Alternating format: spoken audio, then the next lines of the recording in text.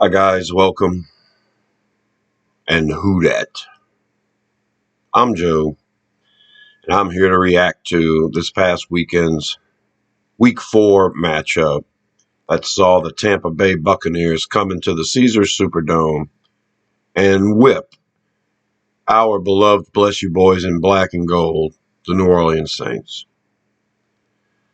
The final score is 26-9, and this was by far the worst performance of our beloved team.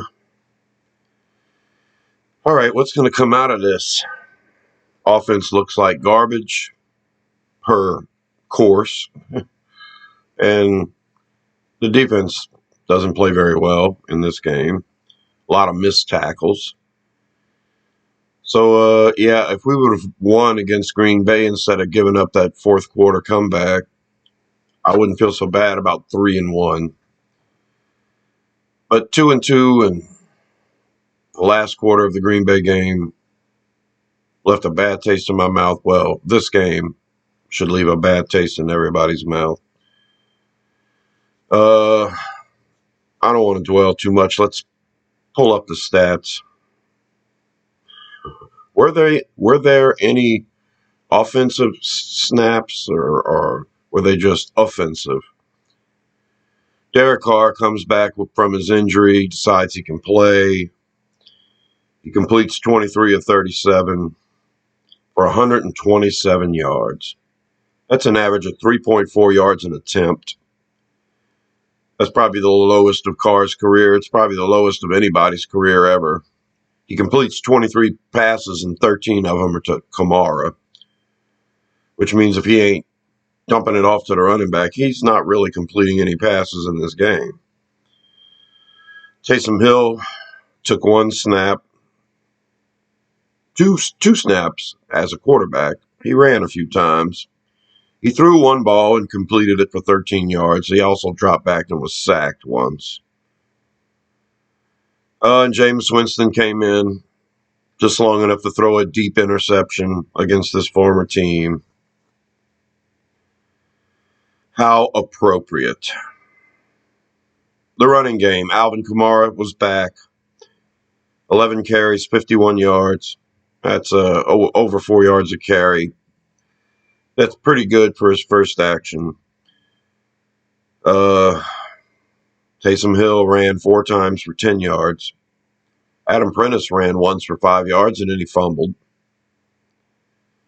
Kendre Miller ran once for 3 yards. Derek Carr scrambled around twice for a yard, and he's credited with a fumble. Wouldn't know if that was on one of the 2 sacks or one of the rushes. I didn't go back and study the film on this. Too ugly to watch more than once. Receiving, Michael Thomas, 4 catches, 53 yards. He was targeted 6 times. Rashid Shaheed was targeted 7 times. He caught 3 balls for 33 yards. And Kamara, 13 catches, 33 yards. He was targeted 14 times. So what Kamara showed is that he can catch the ball. He just wasn't going to be making any big plays after the catch. What I noticed were a lot of just dump-offs to the running back, not a lot of running back options. And I think that has a lot to do with Carr not practicing for half the week. Taysom Hill had 1 catch on 1 target for 7 yards. Adam Prentice was targeted twice. He caught 1 for 5 yards. He also dropped 1. He was wide open, and he could have had a 70-yard touchdown if he'd have caught the ball and had any speed at all. But, it would have at least been a 30-yard play or something. But he drops it. So, yeah, Prentice drops the ball and he fumbles when he runs the ball. Kendre Miller had 1 catch on 1 target for 5 yards. Chris Olave was targeted 6 times. He had 1 catch for 4 yards. Apparently, Chris Olave was injured because he looked like he was giving up on a lot of the routes. Wasn't trying very hard is what it looked like. But I think overall what was really happening is Olave might have been a little beat up. And then Lynn Bowden Jr., we all would like to see A.T. Perry play some downs. Lynn Bowden is an an active special teamer, so he was out there trying to run block, couldn't do it. And he was targeted one time, and he dropped it. It was one of the only times I ever remember a receiver for the Saints dropping the ball this year. We were leading the league among the best at not dropping the ball. But, hey, Lynn Bowden, come in the game and drop one, okay? Yeah, these stats are awful. I'm going to talk about the defense real quick. Pete Werner had 8 tackles total. Malcolm Roach had 8 tackles total. Isaac Yiadom had 6 tackles, 2 passes defensed, and an interception. Yiadom forced into a starting role again. Looks pretty good for the second week in a row. He gets burnt on a few plays. That's to be expected. He's not our starter. But overall, a good day.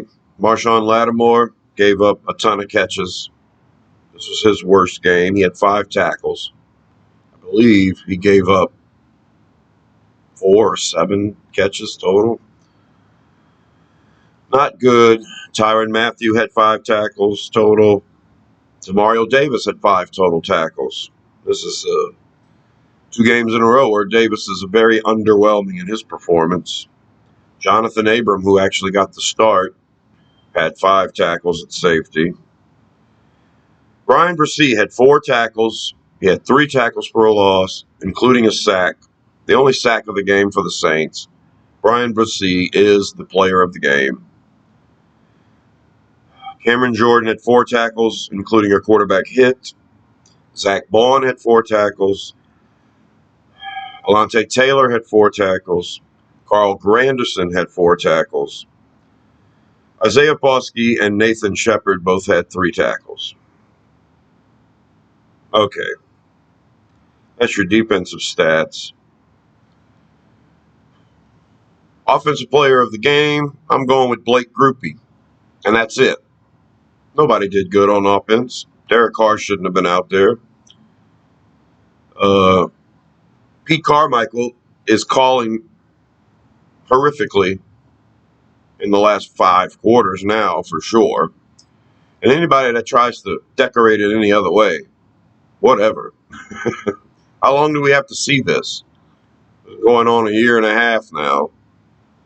Completely ineffective Pete Carmichael is without Sean Payton.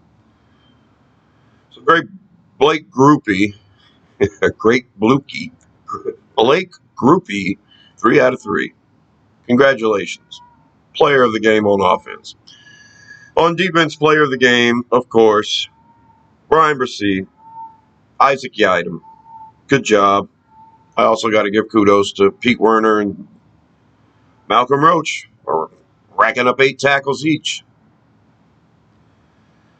All right, let's talk about some of the other stats. Baker Mayfield looked like all-world.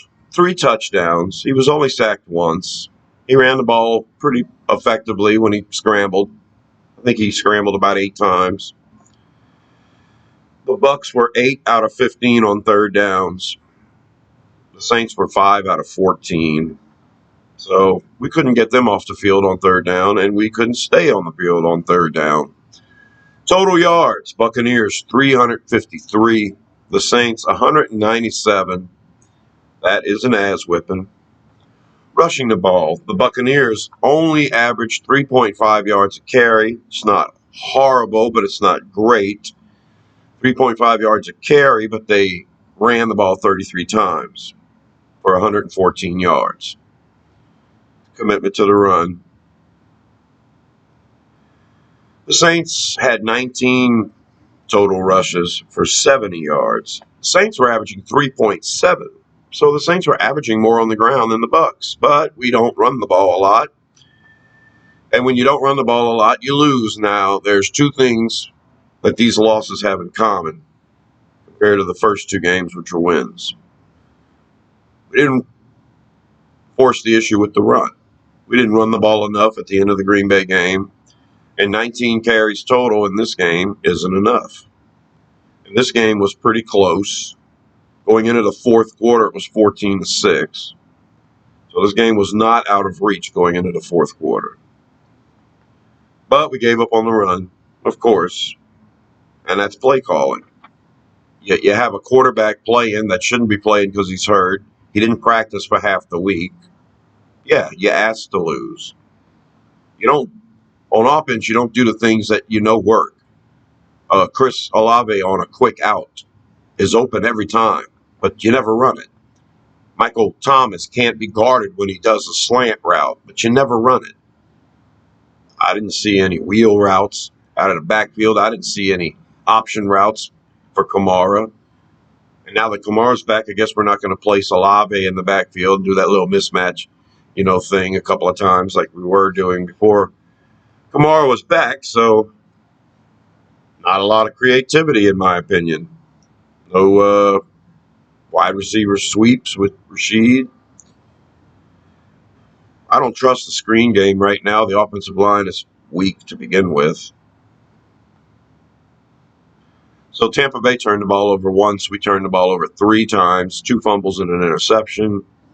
We currently now have more turnovers than we have offensive touchdowns through 4 games. That's not good. Hey, is the offensive line playing better? Apparently everyone says they looked better in this game. Last week I was ready to fire Doug Marrone. Guess they did a couple of new things during practice, and maybe it's starting to show. I don't know. We'll see. This unit can pull it together. We might actually have a chance. Another big problem with our offense was lack of tight ends. Foster Moreau missed his second game in a row, both losses. Both of these losses were also without safety Marcus May. So those are things in common.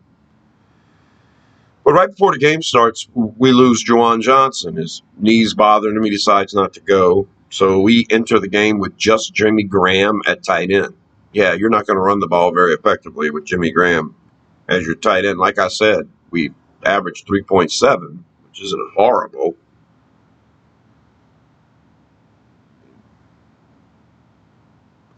I hate to put a lot of credit towards Foster Moreau when got our ass kicked by 3 possessions, so maybe the running game would have never really amounted to anything anyway. But Foster Moreau is our best run-blocking tight end. He hasn't played for 2 weeks in a row, and we've lost. In the second game that we won, I thought Moreau was one of the players of the game because of his run blocking. So, yeah, that hurt. Going into this game without tight ends hurt. So the offensive line played better, but, what you going to do? Lonnie Johnson ended up out after starting to go, Abrams started. Lonnie Johnson was rotating in with him.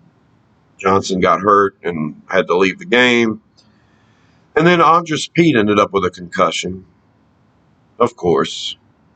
Pete looked pretty good in the 2 games he's played, but he can't stop injuring himself. So Pete left the game with a concussion. I think Garcia came in.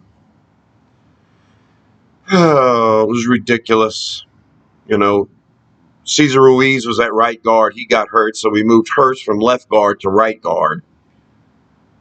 Put up Pete at left guard. Hurst is switching the entire side of the line. He wasn't very effective. We started Hurst at right guard this game, and then when Pete got hurt, we switched him back to left guard so Garcia could play right guard. James Hurst deserves a raise, even though he's not one of the best linemen. He just can fill in the gaps. We got a few workers at my job like that where they can plug and play anywhere, and those players are valuable. They might not be your best player at that position, but at least they can do it. So I was going to make this reaction humorous because after a couple of days, when you deal with the pain of a loss, you have to move on. And so I find humor to be very cathartic. But I'm not feeling it today. This team sucks. This offense sucks. We need a change. We need to do something different on offense. You don't want to get rid of Pete Carmichael altogether. All of this language of the playbook and everything and all the consistency and everything. Okay, so sure, keep him as your offensive coordinator. But hey, let Ron Curry call the next game. Put this team on notice. At least show that you're trying to do something different. We're going to try to do something different so we can be effective on offense. We're going to let Curry call the game and see if maybe we can run the ball 27 to 30 times. Try to have a little more control. Maybe we commit. At this point, I think Jameis Winston shouldn't be on this team. If you think he sucks so bad that you got to play an injured quarterback ahead of him, you let Winston practice half the week and then you don't even let him play the game. I mean, how good is this guy, in your opinion, Saints coaches? How good is he? Because when he plays, he's just okay. This is the one time he should have played. Now, that's the way I feel. I think Carr's a better quarterback than Winston. But when you think that Carr injured is a better quarterback than Winston, you got problems. I got problems with Winston. But he should have started the game. That's my opinion. If we'd have lost 26-9, I'd have probably blamed him. But he didn't. Carr did. Carr looked like garbage. He was inaccurate the whole game. Every dump off that he made had no chance of succeeding. I mean, Kamara's good, but he's not Houdini. I'm done. That's it. That's all I got to say. Subscribe to Rosenfield 10 for more videos like this. I'll be doing a preview of the upcoming matchup between our Bless You Boys and the New England Patriots. That video may come out on Thursday, but doing a lot of renovations in the house, construction this week, so might be difficult to get the video out, but I'll try. Until then, I'll talk to you later.